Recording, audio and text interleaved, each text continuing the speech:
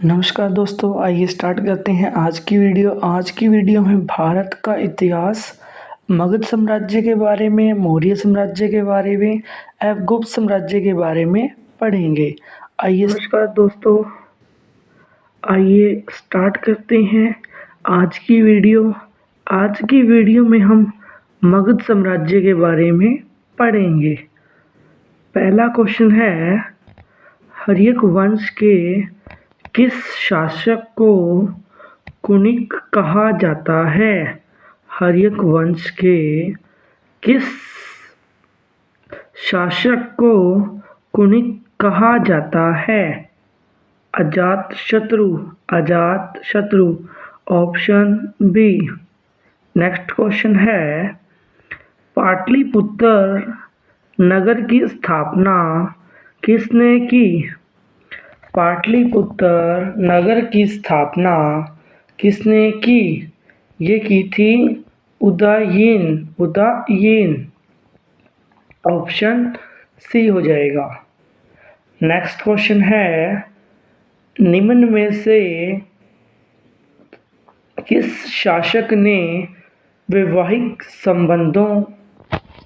संबंधों के आधार पर अपने साम्राज्य को स्थिरता प्रदान की? निम्न में से किस शासक ने वैवाहिक संबंधों के आधार पर अपने साम्राज्य को स्थिरता प्रदान की? बिम्बिसार। ऑप्शन ए हो जाएगा। नेक्स्ट क्वेश्चन है, अवंती को मगध साम्राज्य में मिलाने का श्रेय किस शासक को जाता है?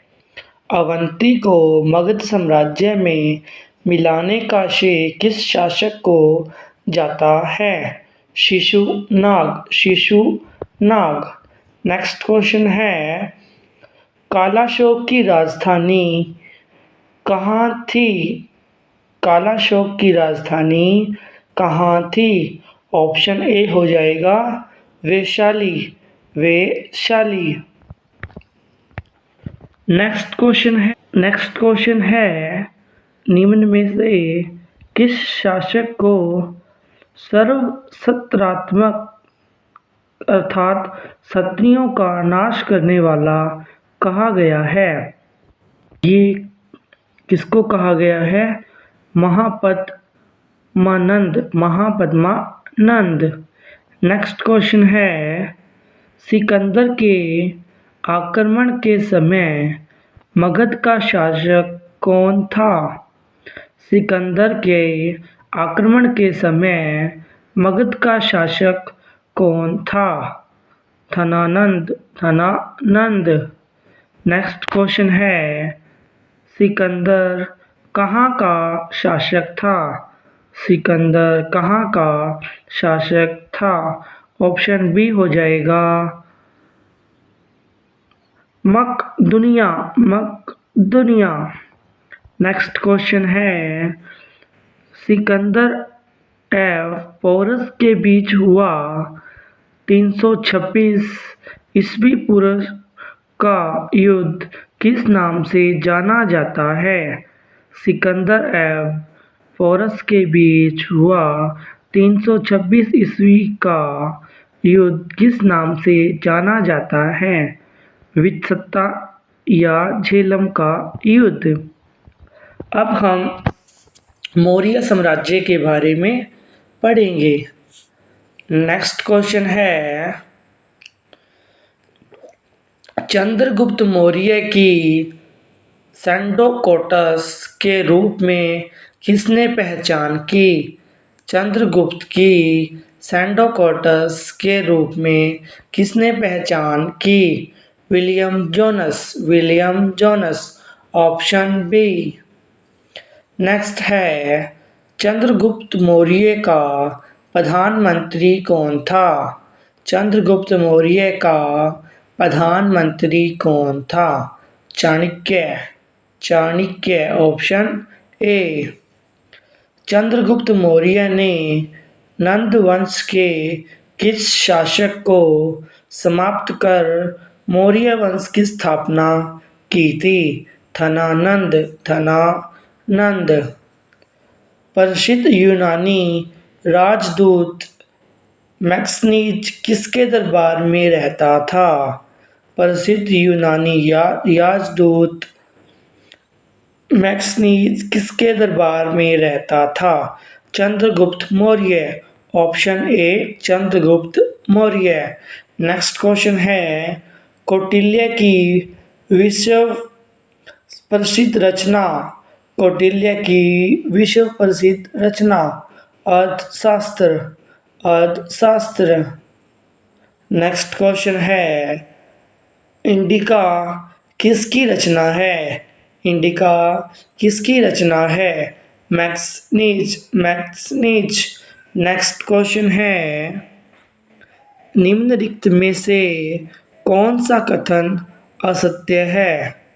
कौटिल्य का दूसरा नाम विष्णुगुप्त या चाणक्य था। चंद्रगुप्त ने सौराष्ट्र में सुदर्शन झील का निर्माण करवाया था।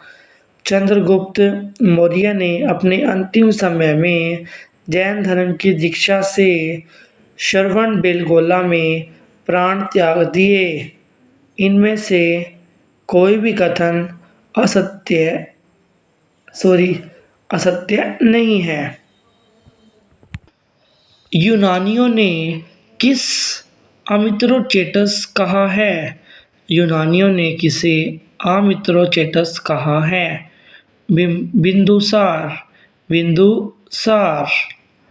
मौर्य शासक अशोक ने कलिंग पर कब आक्रमण किया था? मौर्य शासक अशोक ने कलिंग पर कब आक्रमण किया था? 261। अशोक के शिलालेखों को सर्वप्रथम किसने पढ़ा? अशोक के शिलालेखों को सर्वप्रथम किसने पढ़ा? ये पढ़ा था James Prinsep, James Prinsep. Next question है, अशोक के किस शिलालेख में उसकी कलिंग विजय का वर्णन है? 13वें। निम्न में से किस लघु शिलालेख में अशोक का बुद्धशाक्य एवं अशोक नाम मिलता है? मास्की, मास्की। नेक्स्ट है, अशोक का कौन सा अभिलेख 2 भाषाओं में प्राप्त होता है? सेरेकुना, सेरेकुना। सांची के स्तूप का निर्माण किसने कराया था? सांची के स्तूप का निर्माण अशोक के द्वारा कराया गया था। नेक्स्ट क्वेश्चन है, मैक्सनीज ने भारतीय समाज का वर्गीकरण कितने भागों में किया है? 7 भागों में वर्गीकरण किया गया है। नेक्स्ट क्वेश्चन है, किस मौर्य शासक ने धम्म का प्रतिपादन किया था?